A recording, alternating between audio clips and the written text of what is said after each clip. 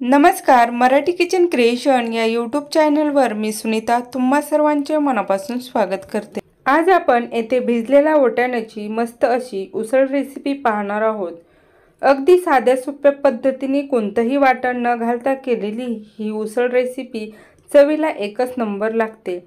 सकाळच्या घाई गडबडीमध्ये सुद्धा तुम्ही ही अगदी झटपट अशी टिफिनसाठी तयार करू शकता। अगदी गावरान रेसिपी आहे, तर रेसिपी नक्की पूर्ण पहा। तुम्हाला ही रेसिपी कशी वाटते ते मला नक्की सांगा। तर रेसिपीसाठी सर्वप्रथम येथे 8 तास कोमट पाण्यामध्ये भिजवून 1 वाटी वाटाणा आपण घेतलेला आहे।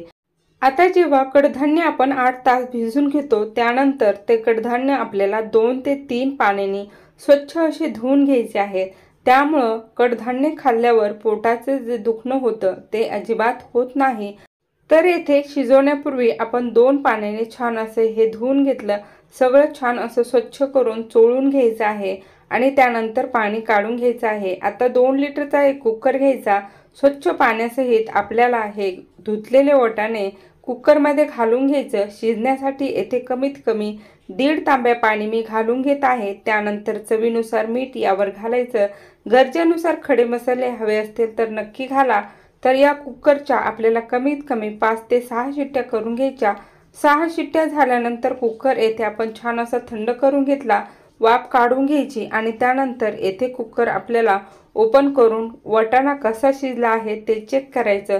तर हाताने दाबून छान असा पूर्णासारखा वाटाणा शिजला गेल्यानंतर आता येथे कोणतेही वाटण न करता फक्त आपल्याला साधी सोपी फोडणी या वाटाण्याला देऊन घ्यायची आहे। वाटाणा एका डिश मध्ये काढून घ्यायचा आणि तोच कुकर गॅसवर ठेवून 4 पळ्या तेल घालायचं। तेल छान गरम झाल्यानंतर 1 चमचा मोहरी घालायची। मोहरी छान तडतडल्यानंतर 1 चमचा जिरे घालायचे। जिरे मोहरीची फोडणी छान अशी तयार झाल्यानंतर 1 कट करून घेतलेला मध्यम आकाराचा कांदा यामध्ये आपल्याला घालून घ्यायचा आहे।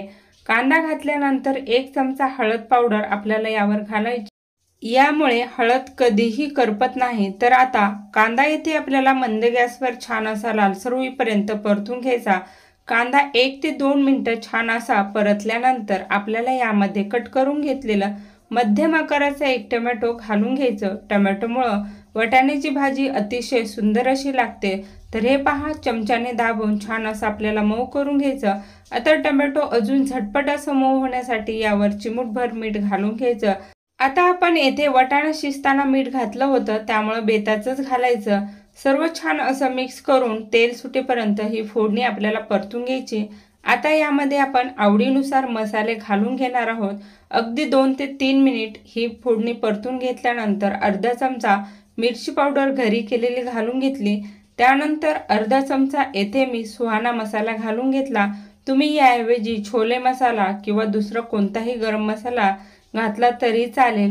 सर्व फोडणी मिक्स करून तेल सुटेपर्यंत आपण येथे परतून घेतले आणि टोमॅटोही छान असा मऊ झाला। आता या पद्धतीने आपली फोडणी तयार झाल्यानंतर यामध्ये आपल्याला कट करून घेतलेली कोथिंबीर घालून घ्यायची।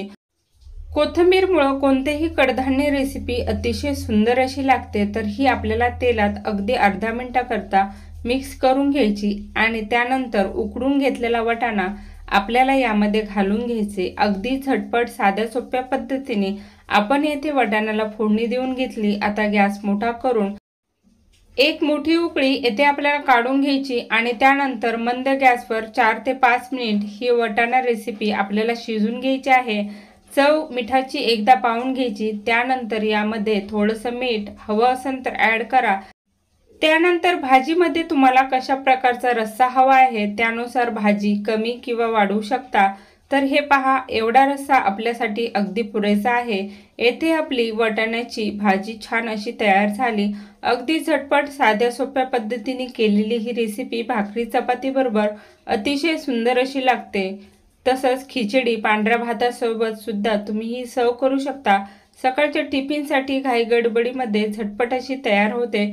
तर नक्की करून पहा। आजची ही रेसिपी तुम्हाला कशी वाटली ते मला कमेंट करून नक्की सांगा। व्हिडिओ जर आवडला असेल तर लाईक, शेअर आणि आपल्या चॅनलला नक्की सबस्क्राईब करा।